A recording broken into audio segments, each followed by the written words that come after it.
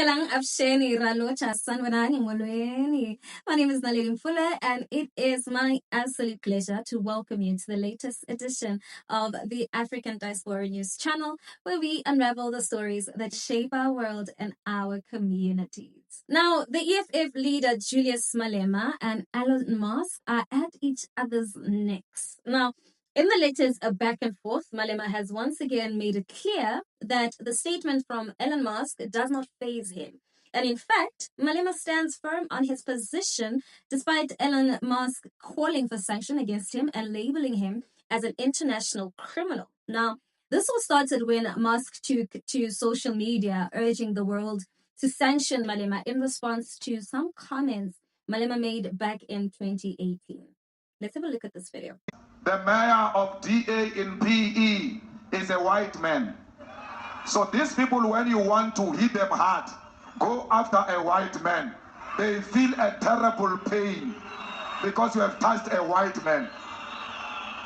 Not because Mashaba and Soli will not be touched.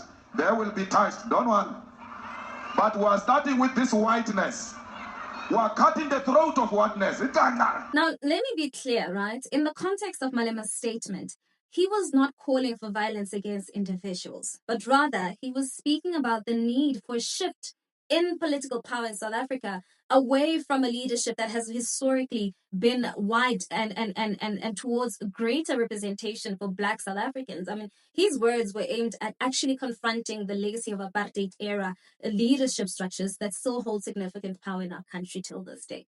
And while I understand that Malema's language can be provocative, sometimes controversial, I think that the key thing to recognize here is actually context, because this wasn't a blanket attack on white people. It was a critique of a political system that for too long has been dominated by a specific racial group. And I do have to say, as a South African person, there's a certain frustration you feel when figures like Elon Musk, who have little understanding of South Africa's deep-rooted racial issues, rush to just pass judgment on our local struggles. And it's easy, right?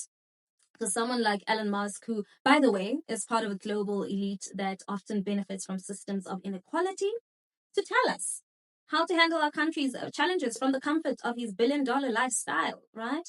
But I do have to ask, how many of these global voices actually truly understand the realities that Black South Africans continue to face today? Yeah, but just where is that happening? Where have you heard of people killing Afrikaners because of what Julius Malema said? This matter was also dealt with in court, and there was no concrete evidence that was presented in court, and that's the reason why the court said singing the song, killing the boer, kill the farmer, should be considered as this is a struggle song and not necessarily incitement to violence.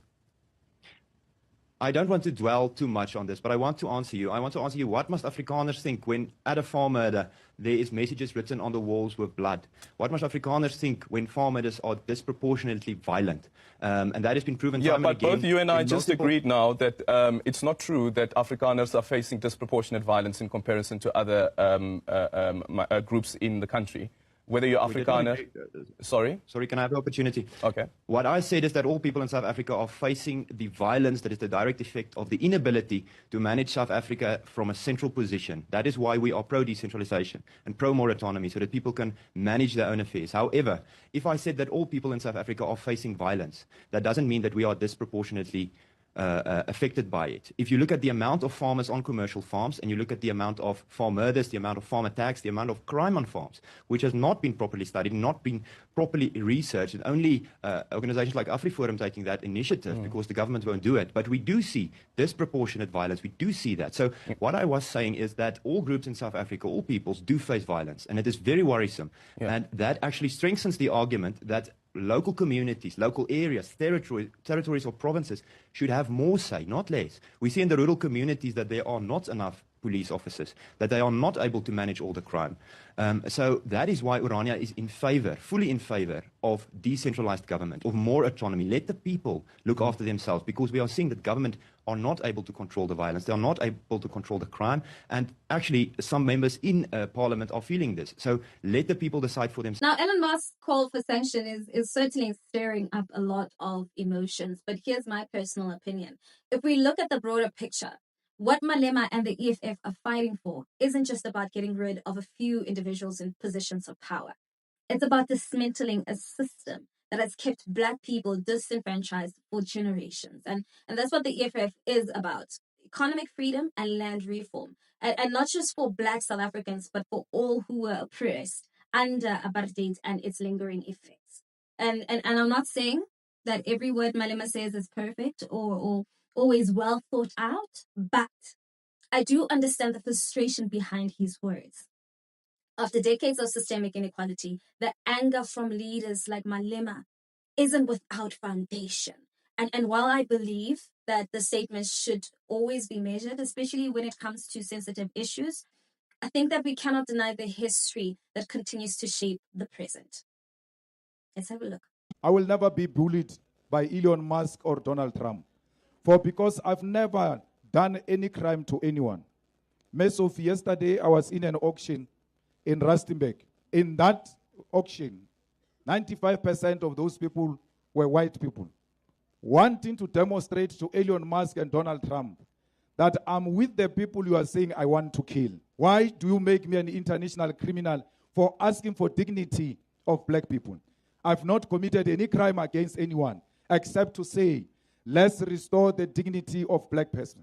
If you don't have the land, you will never have dignity. And I was saying to those white people yesterday, you are not going anywhere because it's nicer in South Africa. There is no any other place which is more nicer than South Africa. The only thing you need to change is your hearts. You must learn to share and share the land with the rest of other people. We are in a robust engagement as people who were excluded from the economy of South Africa. And that robustness might look like it's violence against a particular nation. It is not. It is our cry to have our dignity back. We are being told to keep quiet, otherwise we are going to be declared international criminal. I'm so happy to be an international criminal. You know why? Because Nelson Mandela was an international criminal. That's what they declared him, for fighting for the freedom of our people. And if it means I'm joining in the ranks of Nelson Mandela by being declared an international criminal for fighting for the rights of my people, I'm a proud international criminal. And ultimately, the question I keep coming back to is, why is there so much backlash when Black South Africans in particular demand change and fight for a more equitable future? Why are we continually asked to soften our stance or to abandon our demand for fear of upsetting the global powers? I mean, if we're not shaking things up, we're not doing enough. And I'm absolutely proud to see leaders like Malema speaking boldly and calling for change, even when it makes people uncomfortable. And I think that it's also easy to point fingers from afar, but we're the ones who live the consequences of the system every single day. Our reality cannot be reduced to sound bites on Twitter or flashy headlines. We need real change, and we need it now. To Elon Musk and others like him who choose to criticize Malema for their global vantage points, I say, take a step back and listen. If you really want to understand South Africa's struggles, come sit with us. Engage with our people. Understand why we're asking for what we're asking. Until then, your criticism is nothing but noise. And it doesn't change the fact that the fight for economic freedom, land reform, and true equality continues.